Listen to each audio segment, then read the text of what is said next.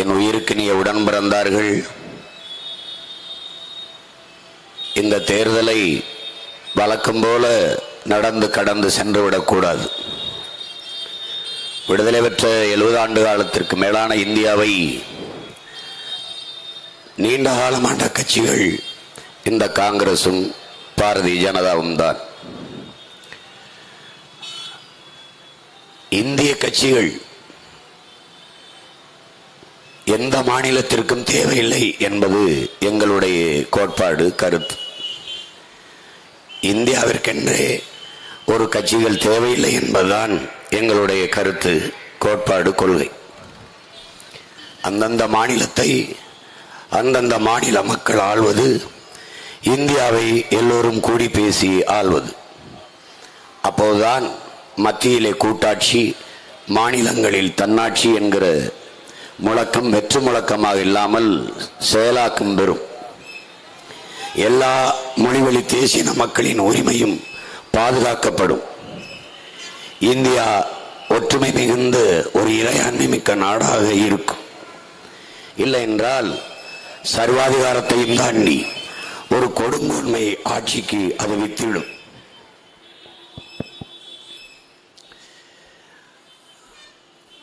இதை மாற்றுவதற்கு எளிய பிள்ளைகள், உங்கள் பிள்ளைகள், மாற்றத்திற்கான எளிய மக்களின் புரட்சி என்கிற முழக்கத்தை முன்வைத்து இந்த தேர்தலை எதிர்கொள்கிறோம். புதுவை மாநிலத்திலே இதை ஒரு மாநிலம் என்று சொல்வதற்கூட உரிமை இழந்து நிற்கிறோம். ஒரு யூனியன் பிரதேசமாக இன்றும் வைத்திருக்கிறார்கள். நாம் முன்வைத்த முழக்கம் என்பது மாகே ஏனம் வேண்டாம், மாநில உரிமை வேண்டும் என்பதுதான் நாம் முன்வைத்த முழக்கம். பல ஆண்டுகளாக இந்த நிலத்தை காங்கிரஸ் ஆட்சி செய்திருக்கிறது. மத்தியிலும் காங்கிரஸ் ஆட்சி செய்திருக்கிறது. ஆனால் இவர்கள் இந்த மாநில உரிமையை போராடி கூட பெற வேண்டும் என்கிற ஒரு அடிப்படை உரிமையை கூட நமக்கு பெற்றுத்தரவில்லை. இது எவ்வளவு பெரிய கொடுமை என்பதை என் அன்பு தம்பிதங்கள், அறிவார்ந்த தமிழ் மக்கள் சிந்தித்து பார்க்க வேண்டும். இங்கே நம்முடைய பெரும்பாவளன் பாரதி அவர்கள் தாய் திரு நாடு தன்னை பெற்ற தாயன்றி கும்பிடடி பாப்பா, வள்ளுவன் தன்னை உலகினுக்கே தந்து வான்புகள் கொண்ட தமிழ்நாடு, நெஞ்சை அல்லும் சிலப்பதிகாரம் எனும் மணி ஆரம்படைத்த தமிழ்நாடு என்று பாடிய அந்த பெரும்பாவளன், சொந்த சகோதரர்கள் துன்பத்தில் சாதல் கண்டும் சிந்தை இறங்காரடி கிளியே, செம்மை மறந்தாரடி செய்வதறியாரடி கிளியே என்று பாடினார். அந்த பெரும்பாவலின் வழியிலே நம்முடைய தாத்தா புரட்சி பாவலர் பாவேந்தன் பாரதிதாசன் அவர்கள் இந்த மண்ணில் பிறந்த மாபெரும் கவிஞன். எங்கள் திருநாட்டில் எங்கள் நல்லாட்சியே, பொங்கிடுக வாய்மை பொழிந்திடுக என்றே நீ, செங்கதிர் சீர்க்கையால் பொன்னள்ளி பூசிய கங்குல் நிகர்த்த கருங்குயிலே கூவாயோ என்றார். வலியோர் சிலர் எளியோதமை வதையே புரிகுவதா, மகராசர்கள் உலகாளுதல் நிலையாமெனும் நினைவா, உலகால உனது தாய் மிகு உயிர்வாதை அடைகிறாள், உதவாதினி ஒரு தாமதம் உடனே விழி தமிழா, தூங்கும் புலியை பறை கொண்டு எழுப்பினோம், தூய தமிழரை தமிழ் கொண்டு எழுப்பினோம், தீங்குறு வகைவர் இவன் என்று நீக்கினோம், செந்தமிழ் உணர்ச்சி வேல் கொண்டு தாக்குவோம், பண்டை பெரும்புகள் கொண்டோமா இல்லையா, பாருக்கு வீரத்தை சொன்னோமா இல்லையா, எண்டிசை வாய்மையால் ஆண்டோமா இல்லையா, எங்களுக்கு இங்குற்ற நரிகளால் தொல்லையா என்று நம்முடைய புரட்சி பாவலன் தன் உணர்ச்சி பாக்களால் நம்மை உசுப்பி உணர்வு சூடேற்றி ஒன்று திரட்டினான். எத்தனை பாக்கள் நம் முன்னவர்கள் பகுத்து வகுத்து தந்த போதும் அதை படித்தவரும் இல்லை, அதற்கேற்ப நடந்தவரும் இல்லை, வாழ்ந்தவரும் இல்லை, எழுந்தவரும் இல்லை. இந்த சூழலில் எத்தனையோ அரசியல் கட்சிகள் இருக்கும்போது அதுவெல்லாம் நமக்கானது, நம் மொழியை காக்கும், நம் இனத்தை பாதுகாக்கும், நம் இனத்தை பாதுகாக்கும், நம் மக்களின் நலத்தை பாதுகாக்கும், நம் நிலத்தின் வளத்தை பாதுகாக்கும் என்றெல்லாம் நம்பிக்கொண்டிருந்தோம். ஆனால் ஒரு தெளிவுக்கு வர அரை நூற்றாண்டுகளுக்கு மேலே ஆகிவிட்டது. காவிரியின் நதிநீர் உரிமை மறுக்கப்படுகிற போது சகோதர மாநிலம் தானே தருவார்கள், பெற்று தருவார்கள். காங்கிரஸ் நம்ம கட்சி தானே தரும், இந்திய இறையாண்மை தேசிய ஒருமைப்பாடு பேசுகிற கட்சி தானே பெற்று தரும். பாரதிய ஜனதா இந்திய ஒருமைப்பாடு பேசுகிற கட்சி, இறையாண்மை பேசுகிற கட்சி பெற்று தரும். வந்தே மாதரம் என்கிறது, பாரத மாதாக்கு ஜெய் என்கிறது. இந்த கட்சிகள் எல்லாம் இந்திய நாட்டின் குடிமக்கள் தானே நமக்கான உரிமையை பெற்று தரும் என்று நம்பினோம்.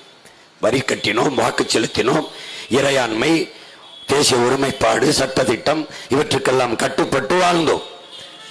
ஒரு மூத்த தேசியனத்தின் மக்கள், இந்த நாட்டு விடுதலைக்காக தூக்கிலே தொங்கிய மக்கள், செக்கெழுத்தவர்களின் பேரன் பேத்திகள், ரத்தம் சிந்தி சிறைப்பட்டு வதைப்பட்ட இனத்தின் மக்கள் நாம் நம்பினோம். ஈழ தாயகத்தில் நம் அருமை சொந்தங்களில் 1.5 லட்சம் பேரை கொன்று குவித்தார்கள் இவர்களே.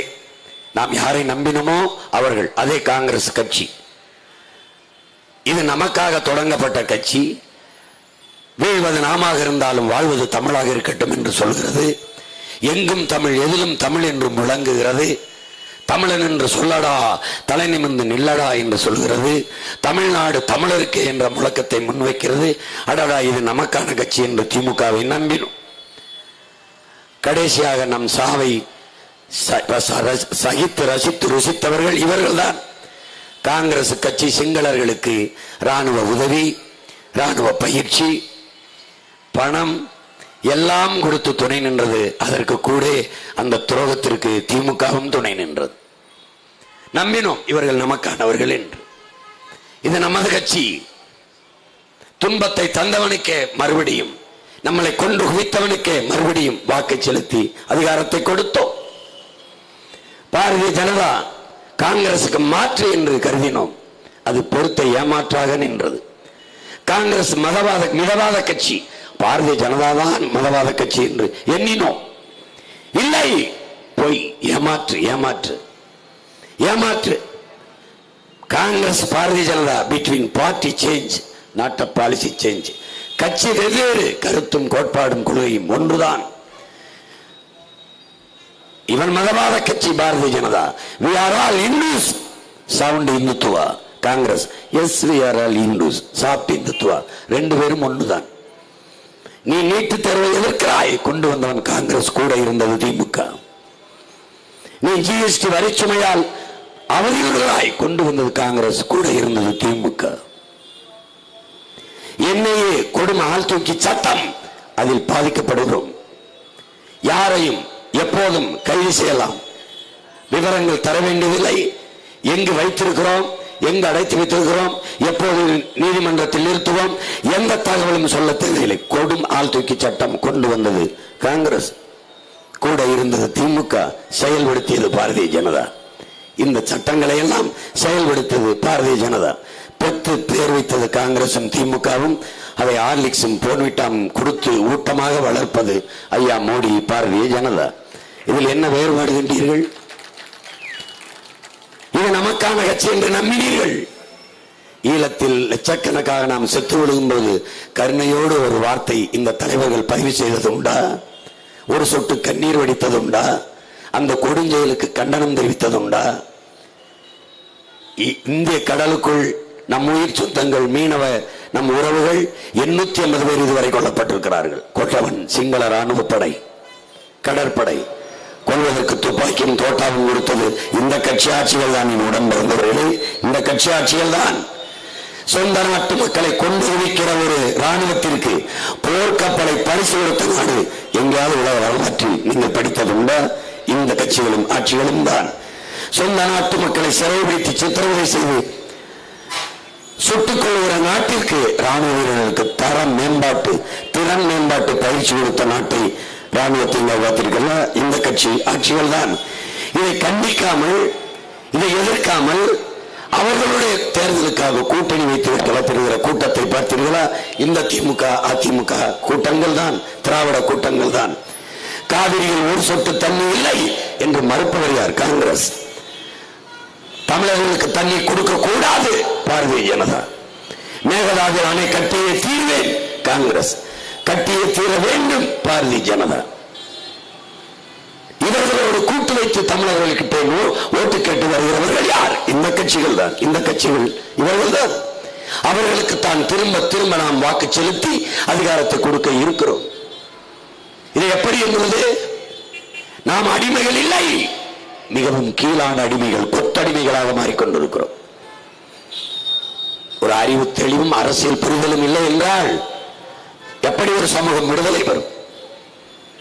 உரிமையை தர மறுப்பவனுக்கு ஓட்டளித்து அதிகாரத்தை கொடுத்தால் எப்படி திரும்ப உரிமையை பெறுவாய்? இருக்கிற உரிமையை எப்படி பாதுகாப்பாய்? கல்வி உரிமை மாநிலங்களுக்கு உண்டா? இல்லை. மின் உற்பத்தி விநியோக உரிமை மாநிலங்களுக்கு உண்டா? இல்லை. மருத்துவமனை தொடங்கிக் கொள்ள உனக்கு உரிமை உண்டா? இல்லை. சாலை போடுதல் பராமரித்தல் உரிமை உண்டா? இல்லை. என்ன உரிமை இருக்கிறது? வரி வசூலிக்கிற உரிமை அது உண்டா? இல்லை. சரிபாதி வரியை எடுத்துக்கொண்டு போகிறது இந்திய அரசு. இந்த கட்சிகள் என்னவாக திருப்பி தருகிறது? எதுவும் இல்லை, எதுவும் இல்லை. நீ செத்து விழுந்தால் நெத்தியில் வைக்க ஒரு ரூபாய் கூட நெத்தி போட்டு காசு கூட தர மாட்டார்கள். இந்த உரிமைகள் எல்லாம் பறித்து கொண்டு போனது யார்? இந்த கட்சிகள் தான். இந்த காங்கிரஸ், பாரதிய ஜனதா, இந்த கட்சிகள் தான். பறித்து கொண்டு போகும்போது பதவியில் இருந்தவர்கள் யார்? இவர்கள் தான், இவர்கள் தான், இவர்கள் தான். இந்த திமுக அதிமுக, இங்கே காங்கிரஸ், இவர்கள் தான், இவர்கள் தான். என்ன நடந்திருக்கிறது இத்தனை காலம் ஆண்டு? புதுச்சேரியில் என்ன கிடைக்கும்? எப்போதும் மது கிடைக்கும், சாராயம் கிடைக்கும், வேற என்ன கிடைக்கும்? புதுச்சேரியின் பெருமையே மதுதான், சாராயம், சாராயம் கிடைக்கும்.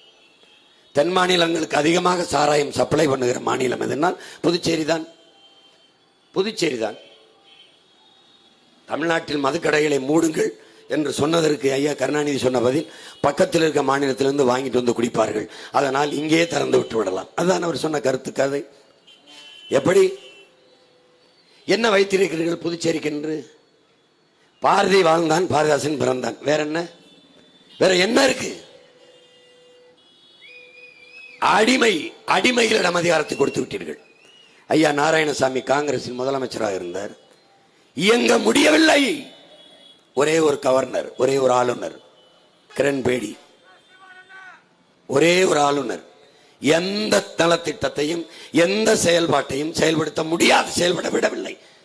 காரணம், பிஜேபி ஆளாத மாநிலங்களில் அவர்கள் ஆளுநர்களை போட்டு எந்த மக்கள் நலன் சார்ந்த திட்டங்கள் சட்டங்கள் கொண்டு வருகிறீர்களோ அதில் கையெழுத்திட மாட்டார்கள், கையெழுத்திட மாட்டார்கள். நீங்கள் அறிந்ததுதான் என்ன பாடுபடுத்தினார் கிரண்பேடி அம்மா என்று நீங்கள் அறிவீர்கள். நியமன உறுப்பினர்களை, சட்டமன்ற உறுப்பினர்களுக்கு ராஜ்யசபா உறுப்பினர்களை நியமிப்பது போல நியமன உறுப்பினர்களை தேர்வு செய்தார்கள் சட்டமன்றத்திற்கு பாரதிய ஜனதா.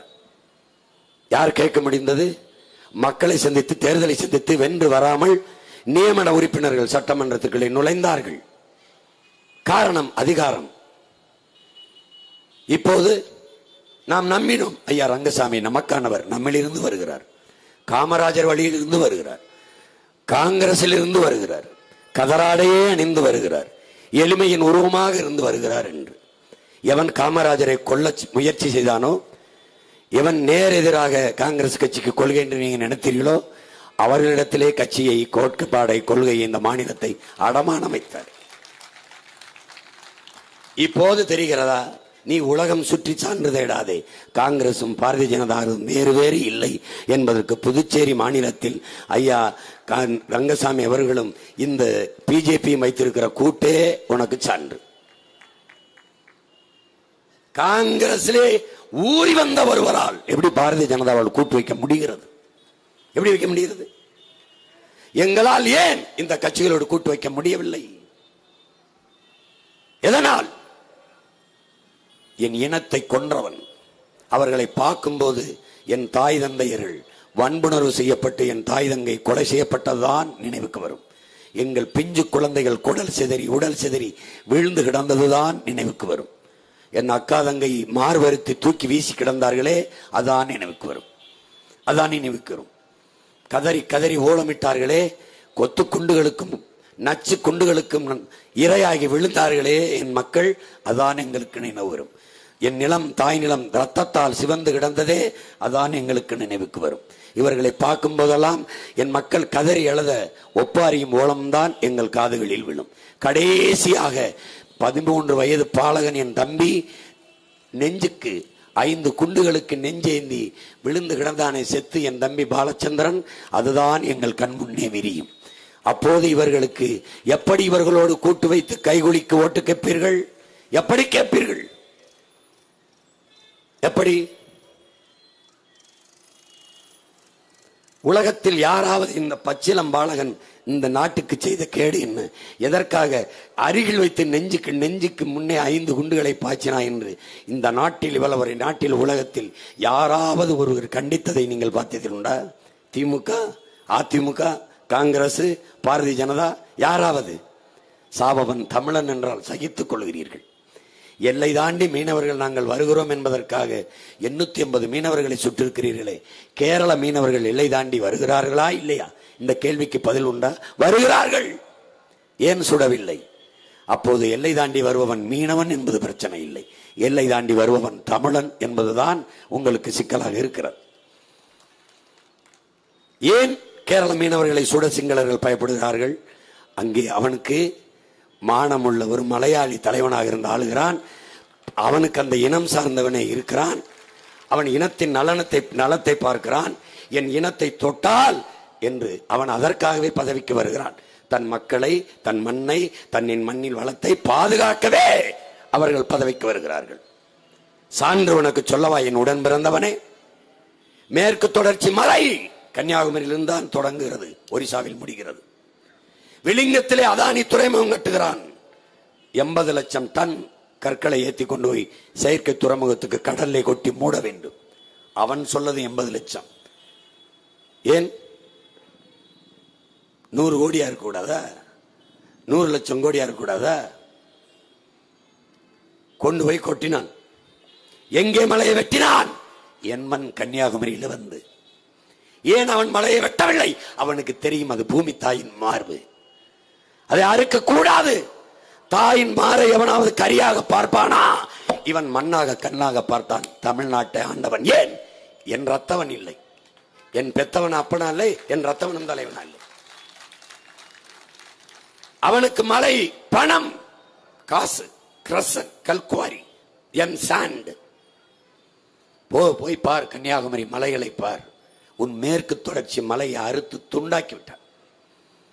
கேரளாவில் மலையை அறுக்க தடை, ஆத்து மணலை அல்ல தடை.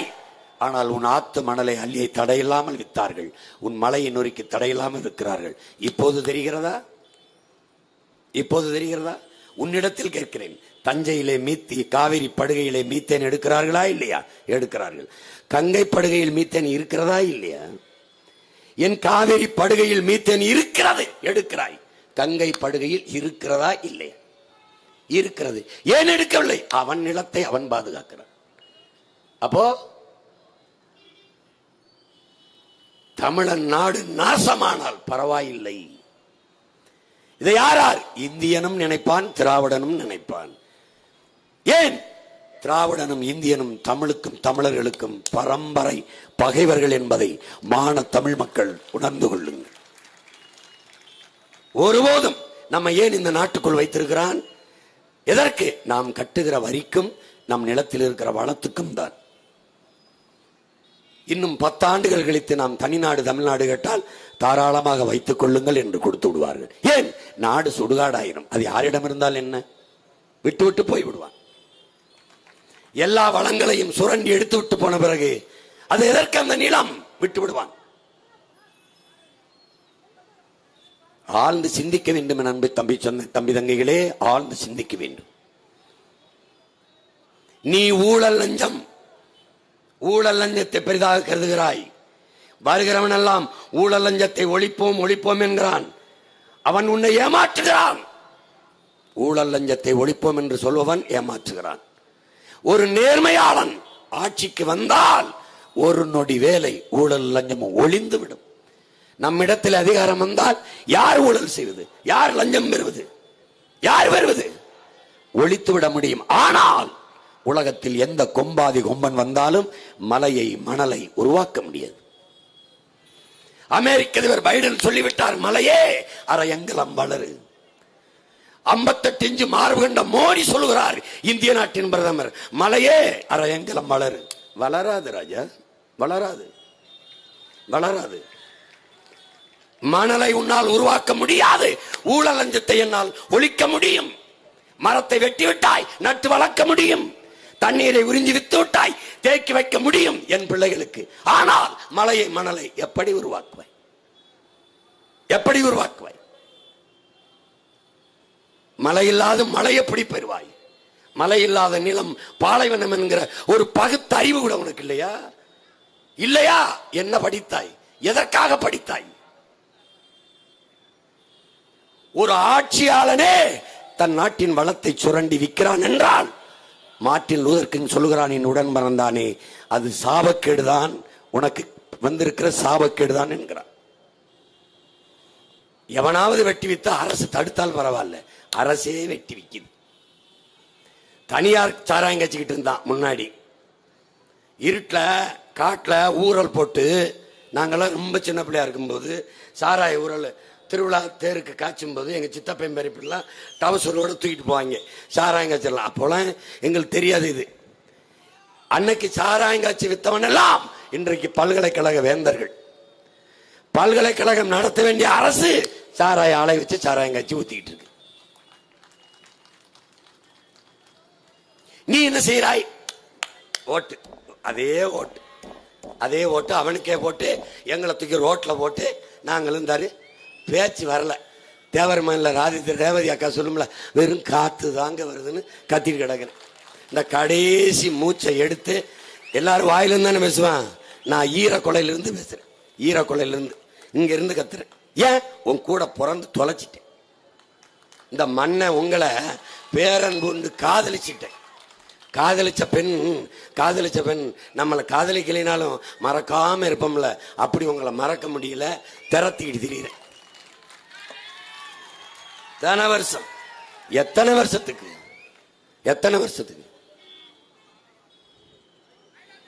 மீட்டு எங்க ஐயா, எங்க ஐயா, எங்க ஐயா, எங்க ஐயா, எங்க ஐயா ஞான சம்பந்தம், ஞான சம்பந்தம்னு பட்டிமன்றம்லாம் பேசுவாங்க, நீ பார்த்துருப்ப. ஒரு வகுப்பறையில் போயிட்டு, ஏய் இன்னார் செய்தார ஒருத்தர், அவர் நான் நன்னயம் செய்து விடார். இந்த குரலை திருப்பி சொல்றா. ஐயா இன்னொரு தடவை சொல்லுங்கய்யா. இன்னார் செய்தாரே ஒருத்தர், அவர் நான் நன்னயம் செய்து விடல். இன்னும் ஒரே ஒரு தடவைங்கய்யா. டேய், நான்லாம் எங்க வாத்தியார் ஒரு தடவை சொன்னா படக்குன்னு உடனே அப்படி உள்வாங்கி திரும்பி சொல்லிடுவேன். உங்களுக்கு யாரோ நல்ல வாத்தியாரோ படம் நடத்தியிருக்காங்க சார் ஐயா எங்களுக்கு. அது மாதிரி நானும் 15 வருஷமா தான் மடம் நடத்துறேன். இந்த வாத்தியார் சரியில்லையா, இல்ல மாணவர்கள் சரியில்லையா, ஒன்றும் புரியல. இல்ல மாணவர்களை மாத்தணும், இல்ல வாத்தியார மாத்தணும். வாத்தியார் என்ன நினைக்கிறாரு, எனக்கு பாஸ்போர்ட் இல்ல தரமாட்டான், ஏன்னா நான் இன்டர்நேஷனல் டெரரிஸ்ட்ங்கிறதுனால அவனுக்கு என்னை பார்த்தாலே ஒரு பயம். என்னை பார்த்து இல்ல, இங்கிட்ட ஒரு ஆள் இருக்காரு பாருங்க, அவனுக்கு பிரச்சனை, அவருக்கு பிரச்சனையே அவர் தான். அவனால சொல்ல முடியல, இப்ப எனக்கு பாஸ்போர்ட் இல்லை, நான் எந்த நாட்டுக்கு போக முடியும்னா ஒரே நாட்டுக்கு தான் போக முடியும், சீனாவுக்கு. அருணாச்சல பிரதேசம் என்னது, அங்கிருந்து என் நாட்டுக்கு வர பாஸ்போர்ட் விசா தேவையில்லைன்ட்டான். அதனால நான் என் பொண்டாட்டி பிள்ளைகளை கூட்டிக்கிட்டு, என்னோடு யார் நெருக்கமாக இருக்குது வர, இப்போ தென்னரசு நரசு எங்கள் ஐயாலாம் கூட்டிக்கிட்டு 10-20 குடும்பம் நாங்கள் அப்படியே கிளம்பி அப்படியே அருணாச்சல பிரதேசத்துலேருந்து சீனாக்குள்ளே போயிட்டு, ஐயா நாங்கள் உங்களோடு இங்கே இருந்துடுறோம்யா, நல்லா இருப்பீன்னு போக போகிறேன். வழிகிடு வாரதுன்னா நீனு வா. ஆனால் ஓட்டு இவங்களுக்கு போட்டு வராத, போடுறதுக்கு முன்னாடி வா. நீ ஆழ்ந்து யோசிச்சு பாரு, இப்ப ஓட்டு கேட்க வர்றாருன்னு வச்சுக்கிறோங்க, ஐயா மோடியே, இந்த பிஜேபி வேட்பாளரே, இவங்களை 10 ஆண்டு கால ஆட்சியில் தான் இந்த நாட்டு மக்களுக்கு தீட்டிய ஒரு நலத்திட்டம், செய்த சேவை, எதையாவது ஒன்றை சொல்லி வாக்கு கேட்க முடிகிறதா? சொல்லுங்க. புதுச்சேரியின் ஆட்சியாளர்களே, நான் இவ்வளவு சிறப்பாக ஆட்சி கொடுத்திருக்கிறேன், கல்வியின் தரத்தை உயர்த்தி இருக்கிறேன், மருத்துவ கட்டமைப்பை உயர்த்தி இருக்கிறேன், ஏதாவது சொல்ல முடிகிறதா? ஒன்றும் இல்லை. எங்களுக்கெல்லாம் மாறுதல் இருக்கு. தமிழ்நாட்டில் தமிழ் வழங்கன்னு சொன்னோம், தமிழ் வழங்கன்னு சொன்னோம். எப்படி வழங்குறாங்க? குவார்டர் ஆஃப்ல வீரன் அப்படின்னு தமிழ்ல எழுதி, டேய் நீ சிரிக்க சொல்லடா, உண்மையிலே இருக்குடா, நீ வளையறது பாரு. ஏன்னு அங்கதான் அவன் படிப்பான், குடிப்பான் படிப்பான், குடிப்பான் படிப்பான், வீரன் தமிழ் படிப்பான். ஏன்னா பள்ளிக்கூடத்தில் தமிழ் படிக்க இடம் இல்லை, அதனால குடிக்கிற இடத்துலயாவது பிள்ளைய தமிழ் படிக்கட்டும்னு கொண்டு வந்துட்டான். எப்படிப்பட்ட ஆட்சி! நீ போடு, அவனுக்கே போடு, போடு, அவங்க போடு, போட, நீ போடு. என்ன வச்சுட்டு போப்பாரு அவன் பிள்ளைக்கு? என்ன வச்சுட்டு போவ? என்ன வச்சுட்டு போக சொல்லு, என்ன வச்சுட்டு போவ? காரா? பெரிய பங்களாவா? இல்ல என்ன வங்கி நிறைய பணமா? நகை நட்டுகளா? தங்கம் வைரமா? என்ன வைத்து விட்டு போவாய்? குடிக்க நீர் வைத்து விட்டு போவியா? சுவாசிக்க நல்ல காற்று வைத்து விட்டு போவாயா? சொல்லு. படிக்க படிக்க கல்வி வைத்து விட்டு போவாயா? படித்தால் பார்க்க வேலை வைத்து விட்டு போவாயா? நஞ்சில்லாத உணவு, சாப்பிடுகிற உணவு விஷம் இல்லை என்கிற உறுதியோடு விட்டுட்டு போவாயா? சத்துள்ள உணவு என் பிள்ளைகளுக்கு கிடைக்கும் என்கிற நம்பிக்கை உனக்கு இருக்கா? எதை விட்டு விட்டு போவாய்? இத்தனை ஆண்டுகள் ஆட்சியில் இவர்கள் செய்யாத நல்லதை அடுத்து வருகிற ஆட்சியில், அடுத்து வருகிற 5 ஆண்டில் செய்வார்கள் என்று நீங்கள் நம்பினீர்கள் என்றால் எப்படிப்பட்ட பைத்தியக்காரத்தனம் என்பதை யோசியுங்கள், யோசியுங்கள். என்ன செய்தார்கள்? வென்று போனவர்கள் இந்த மண்ணின் மக்களின் உரிமைக்காக நாடாளுமன்றத்திற்குள் எழுப்பிய குரல்கள் எத்தனை, பேசிய பேச்சு எத்தனை, செய்த தர்க்கம் எத்தனை? ஐயா மோடி அவர்கள் தான் நாட்டு மக்களின் நலன் சார்ந்து நாடாளுமன்றத்தில் பேசிய பேச்சுக்கள் எத்தனை? ஒன்றும் கிடையாது. 10 ஆண்டுகளில் ஒரு முறையாவது இந்த ஊடகத்தை, பத்திரிகையாளர்களை சந்தித்து நீ பார்த்திருக்கிறாயா? உலக நாட்டில் எந்த நாட்டின் தலைவனையாவது பாரு, ஒரு தடவை கூட ஒரு பத்திரிகையாளரை சந்தித்ததே கிடையாது, கிடையவே கிடையாது. ஏன்? அவர்கள் எழுப்புகிற கேள்விக்கு இவரிடத்தில் பதில் இருக்காது. நம்மள மாதிரி மேடையை போட்டு இப்படி நின்று நான் கடந்த 10 ஆண்டுகளில் முழுமையான கல்வியறி பெற்ற நாடாக மாற்றுவதற்கு என் நாட்டை முயற்சி செய்திருக்கிறேன். 80 விழுக்காடு கல்வியறி பெற்ற நாடாக இருந்த நாட்டை 90 விழுக்காடாக உயர்த்தியிருக்கிறேன். அடுத்து வாய்ப்பு கொடுத்தால் 100 விழுக்காடாக கொண்டு போய் சேர்ப்பேன். மருத்துவ கட்டமைப்பு, இந்த நாட்டின் முதல் குடிமகனுக்கு, முதன்மை அமைச்சராக இருக்கிற எனக்கு, பிரதமருக்கு என்ன மருத்துவம் கிடைக்குமோ அது கடைகோடி மனிதனுக்கும் கிடைக்க செய்வதற்கு மருத்துவ கட்டமைப்பை உயர்த்தியிருக்கிறேன். அதுதான் ஜனநாயகம். நான் செஞ்சிருக்கிறேன். வரி என்பது என் மக்களின் மீது சுமத்தப்படுகிற பெரும் சுமை. அதனால் ஏற்கனவே விதிக்கப்பட்டிருந்த வரியை குறைத்திருக்கிறேன். மின்சாரம் இல்லாது எந்த இயக்கமும் இல்லை. அதனால் தடையற்ற மின்சாரம் என் நாட்டு குடிகளுக்கு கொடுப்பதற்கு மின் உற்பத்தி திட்டங்களை பெருக்கி மின்சார விநியோகத்தை அதிகப்படுத்தி இருக்கிறேன். மின் கட்டணத்தை குறைத்திருக்கிறேன். பயணிக்க பாதை விரைந்து செல்ல வேண்டும். ஏனால் நாடு வளர்ச்சியை நோக்கி போகிறது. அதனால் விரைந்து செல்ல வேண்டும். சாலை வசதிகளை தந்திருக்கிறேன். என் பிள்ளைகளுக்கு, என் நாட்டு மக்கள் குடிகளுக்கு தந்திருக்கிறேன். பிறகு 28 கோடி மக்கள் இரவு உணவில்லாமல் தூங்க போகிறார்கள். அவர்கள் எல்லாருக்குமான உணவை உறுதி செஞ்சிருக்கிறேன். பச்சிளம் குழந்தைகள் பசியோடு படுக்க சென்றார்கள். அது மிக கொடுமையானது. நாட்டின் எதிர்கால பிஞ்சுகள், அவர்களா நாட்டின் எதிர்காலம். அவர்கள் உணவின்றி உறங்க போவது கொடுமை. அந்த கொடுமையை போக்க எல்லா குழந்தைகளுக்கும் உணவு கிடைக்க ஏற்பாடு செய்திருக்கிறேன். இப்படி எதையாவது மிஸ்டர் மோடி நீங்கள் பேசி வாக்கு கேட்க முடியுமா? உங்களை பணம் செல்லாது என்று சொன்னேன். பணம் செல்லாது என்று சொன்னால் பயங்கரவாதம் ஒளிந்துவிடும், ஊழல் லஞ்சம் ஒளிந்துவிடும், கருப்பு பணம் ஒளிந்துவிடும். எல்லாம் சொன்னீர்கள், ஒளியவில்லை. ஆனால் வீட்டுக்கு வீடு income tax raid, ED raid ஏன்? 460 கோடி, இந்தியா முழுமைக்கும் 4500 கோடி பணத்தை பறித்திருக்கிறீர்களே எப்படி? எலக்டர் பாண்ட் தேர்தல் பத்திரத்திலே 6650 கோடி நீங்களே வாங்கியிருக்கிறீர்களே எப்படி? பணம் செல்லாது என்றதால் நாடும் மக்களும் மற்ற துயரம் என்ன? அதற்காக ஒரு வருத்தம். நான் வருந்துகிறேன், என் முடிவு தவறாகிவிட்டது. அதற்காக தேசக்குடிகளிடத்திலே நான் வருந்துகிறேன். அப்படி வருத்தம் தெரிவிக்கிற பெருந்தன்மை நாட்டின் தலைவரே உங்களுக்கு இருந்தது உண்டா? எதுவும் பேசுறது. ரோடு ஷோ அப்படியே மாடல் மாதிரி. மான தமிழ் பிள்ளைகளே, ஏப்ரல் 19 மைக் சின்னத்துக்கு ஓட்டு போட்டு விட்டு நீ இவர்கள் எல்லாருக்கும் கையை ஆட்டு, காட்டு டாட்டா டாட்டா காட்டி விடு. மீட் செல்போன் என்ன மச்சான்? நியூ மாடலா மச்சான்? நான் ஒன்று வாங்கணும் மச்சான், புதுசு வாங்கி பயன்படுத்தணும். கார் நல்லா இருக்கு மச்சான். மச்சான் 1.5 கோடி புதுசு நியூ மாடல் ஆட்டோமேட்டிக் மச்சான், சருன்னு பறக்கு மச்சான். அப்படியா வாங்கணும் புதுசு. சட்டையா புதுசு, பேண்டா புதுசு, டிஷர்ட்டா புதுசு, எல்லாம் புதுசு. சின்ன மட்டும் பாம்பளசு. அது கை, அது தாமரை, அது சூரியன், அது ரெட்டலை. வீடு புதுசாவா? புதுசு நியூ மாடல். இந்த அறிமுகமாகுது மைக். போடு ஒன்று போடுற வாடா please very new. Use it. வா ஒரு தடவை வா, வந்து பாரு. ஒரே ஒரு தடவை வந்து பாரு. என்னடாவோ நாடுவோ மாநிலம். மருத்துவர் தான்டா கத்தி வச்சு அறுத்து சிகிச்சை பண்ணுவாரு. அடர்ந்த போதையில மருத்துவரை கழுத்தறுத்து விட்டு போறான். யாரு டாக்டர்னே தெரியல, எவன் அறுவை சிகிச்சை பண்றானே தெரியல. ஐயோ கொடுமையே. நான் கேட்கிறேன் கடைசி, நீ எப்பத்தாண்டா திருந்துவ, எப்பத்தான் மாறுவ? அப்ப வாரேன். நீ சொல்லி அனுப்புன, அப்ப ஓட்டு கேட்டு வாரேன். இல்லைன்னா இவங்களுக்கே போடு. நான்லாம் ரங்கசாமி அவர்கள் வரும்போது ஐயோ இன்னொரு காமராஜர் புதுச்சேரிக்கு வந்துட்டாருன்னு நினைச்சேன். சட்டை தான் காமராஜ் மாதிரி முக்கா சட்டை இருக்கு, ஆனா சேட்டை கொள்ள சட்டையா இருக்கு. என்ன பண்றது? அவர் சிந்திச்சு ஆட்சி நடத்தினா தானே. எதை சித்தேன் சாமியாரு வாயில மென்னு எச்சி துப்பி கொடுக்குருவேன்.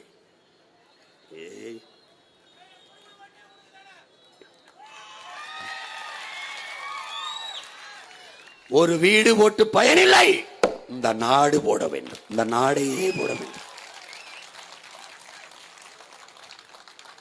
முயற்சினா அண்ணன் ஒரு மனிதன் உடல் ஆற்றல்களை, அறிவாற்றல்களை அதை தாண்டி நானும் என் பிள்ளைகளும் உழைக்கிறோம். மாற்றத்திற்கு கடுமையா முயற்சி பண்றோம். நாங்கள் நிலத்திலே இல்லை, நாங்கள் முளைக்க முயற்சி பண்ணுவது கரும் பாறையில் வேரூண்டி முளைக்க நினைக்கிறோம்.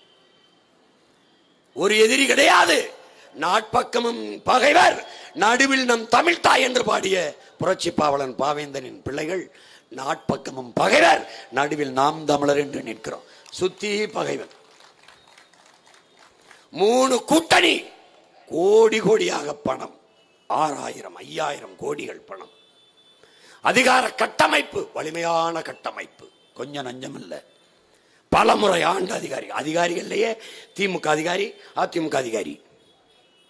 ஆமா, இன்றும் தேர்தல் ஆணையம் பிஜேபியின் கட்சி அலுவலகம் போல இயங்கிக் கொண்டிருக்கிறார்கள். பணத்தை பிடிப்பார்கள். நீ கொண்டு போனா பறக்கும் படை என்று ஒரு படை பறைக்கும். யாருக்கிட்ட? பாவப்பட்ட மக்களின் காசை. அங்க காசு கொடுக்குறான், அங்க எங்களுக்கு டியூட்டி இல்லை. எப்படி? அங்க எங்களுக்கு டியூட்டி இல்லை.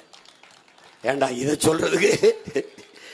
சொல்றதுக்கு ஒரு கூட்டம். அங்க எங்களுக்கு டியூட்டி இல்லை. அம்மா அங்க காசு கொடுத்துக்கிட்டு இருக்காங்கம்மா, அது எங்க பாயிண்ட்ல இல்லை, எங்க லிமிட்ல இல்லை.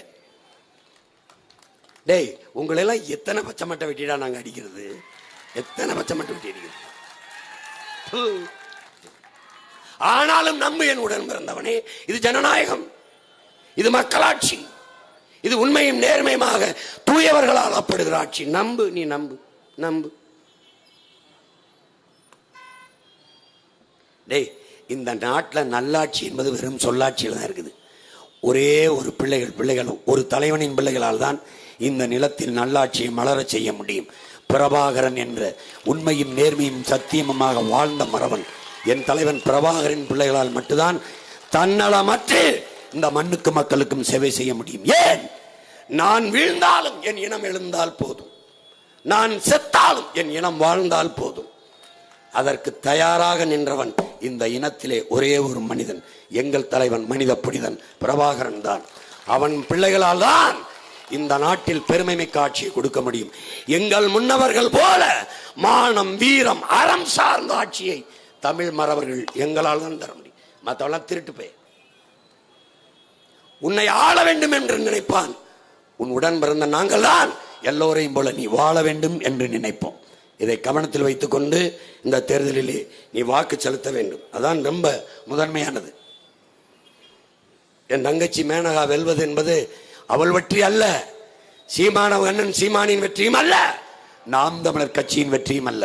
நீ பிறந்த பெருமை மிக்க தமிழர் என்கிற தேசிய இனத்தின் வெற்றி, தாழ்ந்து வீழ்ந்து கிடக்கிற தமிழ் தேசிய இனத்தின் தன்மானத்திற்கான வெற்றி, தமிழ் பேரினத்தின் எழுச்சி மீட்சிக்கான வெற்றி.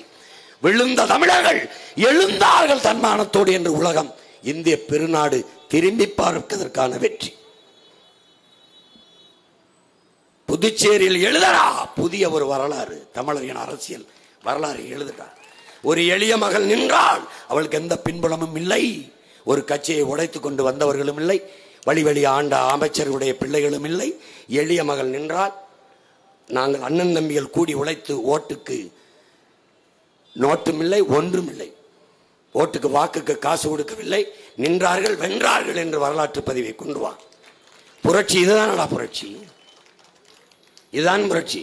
எல்லாவற்றையும் கடந்து விட்டோம், சாதி மத உணர்ச்சியை கடந்து மேலே வந்தோம், கடந்து வந்தோம். சாராயம் சாப்பாடை கடந்து வந்தோம். கடைசியாக ஒரு எதிரி இருக்கிறான், பணம்.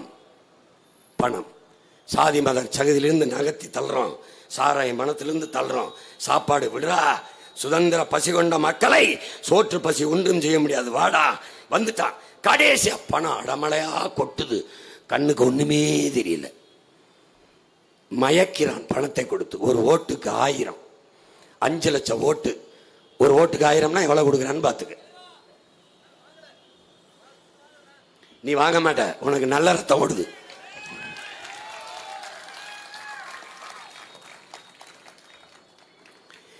என்னைக்கு நீ இருட்டில் வச்சு எண்ணி காசு கொடுக்குறவனே சுத்தி வளைச்சு கட்டக்கம் வச்சு அடிச்சு விரட்டி மண்டைய உடச்சு ஹாஸ்பிட்டல சேர்க்கிறியோ, காசு கொடுக்கிறவன் ரத்தம் பூமியில் விழுந்து சிந்தி கழுவும் போதாண்டா இந்த நாடு தூய நாடாக மாறும். ஒரு திருடன் முன்பு திருடியதற்கு உனக்கு லஞ்சம், அடுத்து திருடுவதற்கு உனக்கு பெர்மிஷன் கேட்கிறான். எப்படி? நான் திருடினதுக்கு உனக்கு இந்த வச்சுக்க, ஏற்கனவே ஒரு 1000 கோடி அடிச்சிட்டேன், இதுல 1000 ரூபா வச்சுக்க, இப்ப நான் அடுத்து திருட போறேன், பிளீஸ் பெர்மிட் மீ. ஒரு குத்து, சூரியன்ல ஒண்ணு போடு, கையில ஒண்ணு போடு, இந்த தாமரையில் ஒண்ணு போடு, இதுல ஒண்ணு போட்டு விடு. எது நீ போட்டு நம்பிக்கையில தான் அண்ணன் இருக்கேன்.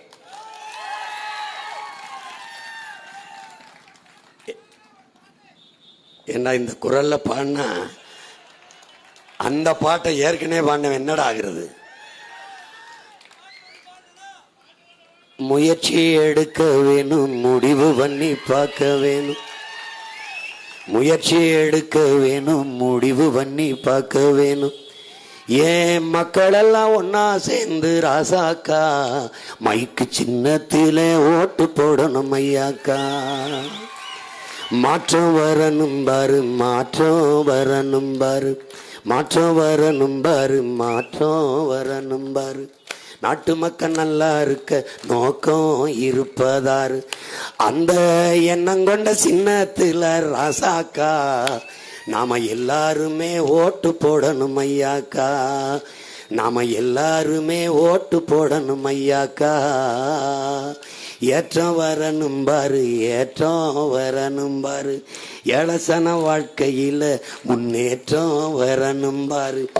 அந்த எண்ணம் கொண்ட சின்னத்துல ராசாக்கா நாம எல்லாருமே ஓட்டு போடணும் ஐயாக்கா.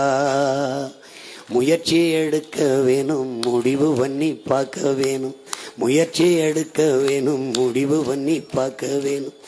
ஏன் மக்களெல்லாம் ஒன்னா சேர்ந்து ராசாக்கா மைக்கு சின்னத்திலே ஓட்டு போடணும் ஐயாக்கா, மைக்கு சின்னத்திலே ஓட்டு போடணும் ஐயாக்கா. மாற்றம் என்பது மானுட தத்துவம்.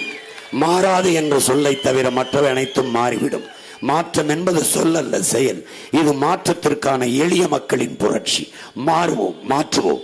உண்மைக்கு, நேர்மைக்கு, வாய்மைக்கு, எளிமைக்கு, நாட்டு மக்களின் நன்மைக்கு, எல்லாவற்றையும் மாற்ற துடிக்கும் தலைமைக்கு ஒரே சின்னம் மைக்கு.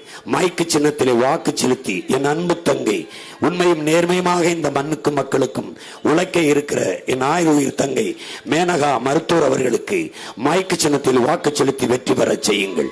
எங்களின் வெற்றி உங்களின் வெற்றி. புரட்சி எப்போதும் வெல்லும். எங்களின் வெற்றி அதை சொல்லும். இலக்கு ஒன்றுதான், இனத்தின் விடுதலை. தமிழ் தாய் வாழ்க, தலைவர் பிரபாகரன் வாழ்க, என் தங்கை மேனகா வெல்க. நாம் தமிழர்.